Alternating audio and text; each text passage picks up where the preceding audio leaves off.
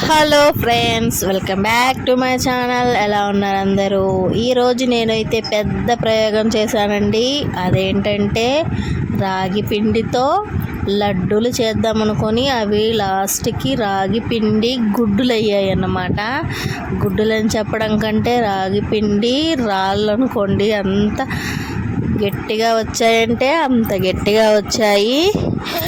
ఎవరైనా వంట చేసి మీరు ఒకసారి ట్రై చేయండి అని చెప్తారు కదా, కానీ నేను మాత్రం ఈ వీడియోలో అలా చెప్పడాలి అనుకోవడం లేదు. ఎందుకంటే అస్సలు బాగా రాలేదు. అది నేను చేసిన మిస్టేక్ వల్లే బాగా రాలేదండి, లేకపోతే బాగుండేదే. ఆడవాళ్ళకి నడుము నొప్పులు, కాళ్ళ నొప్పులు, ఇలా వీక్నెస్తో ఏదైనా నొప్పులు వస్తూ బలహీన పడిపోతూ ఉంటే ఈ రాగి పిండి అనేది తరచూ ఏదో ఒక విధంగా తీసుకుంటూ ఉంటే మాత్రం ఎముకలు అనేవి స్ట్రాంగ్గా ఉంటాయి. పిల్లలకు కూడా చిన్నప్పటి నుంచే రాగి పిండితో చేసిన లడ్డూలు కానీ స్నాక్స్ అంటే రాగి పిండి దోశలు అంటారు కదా, రాగి దోశలు, రాగి నిప్పట్లు అలాంటివి పెడుతూ ఉన్నట్లయితే తప్పకుండా బలంగా తయారవుతారు.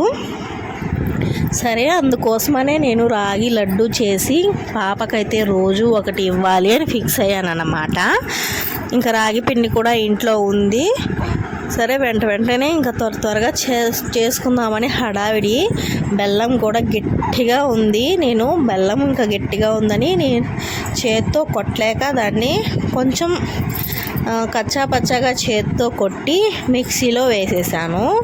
అది మెత్తగా గ్రైండ్ అయిపోయింది. ఆ బెల్లం దాంట్లో వేస్తున్నప్పుడు కూడా జారి పడిపోయింది గిన్నెతో పాటు.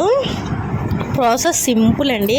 మన ఇంట్లో వేరుశనగ గుళ్ళు ఉంటే అవన్నీ వేయించి పక్కన పెట్టుకొని పొట్టు తీసి దాన్ని మిక్సీలో వేసి గ్రైండ్ చేసి పక్కన పెట్టుకోవాలి. ఇప్పుడు ఒక బాణలు తీసుకొని అందులో నెయ్యి వేసుకోవాలి.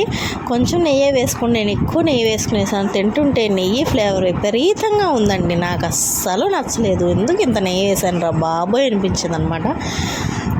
కొంచెం మీడియంగా కొంచెం నెయ్యి వేసుకొని ఒక్క రాగి పిండి తీసుకొని ఎక్కువ ఫ్రై చేసేసాను నేనైతే. మీరు ఎక్కువ ఫ్రై చేయదు, అంటే కొంచెం ఒక 5 minutes అలా ఫ్రై చేసి మళ్ళీ దాంట్లో వేరుశనగ పప్పుల పొడి వేయండి. మీకు నచ్చితే యాలక్కాయల పొడి కూడా వేసుకోవచ్చు. తర్వాత బెల్లం అనేది వేసుకోవాలి. బెల్లం వేసి బాగా కలుపుకొని తర్వాత కొంచెం చల్లారిన తర్వాత లైట్గా కొంచెం నెయ్యి వేసుకుంటూ మనం ముద్దలా చేసుకోవాలి. నేను ఫస్టే ఎక్కువ నెయ్యి వేసేసాను. మళ్ళీ దాంట్లో ముద్దలు చేసేటప్పుడు మళ్ళీ నెయ్యి వేసాను. నెయ్యి ఫుల్ నెయ్యి ఉందండి.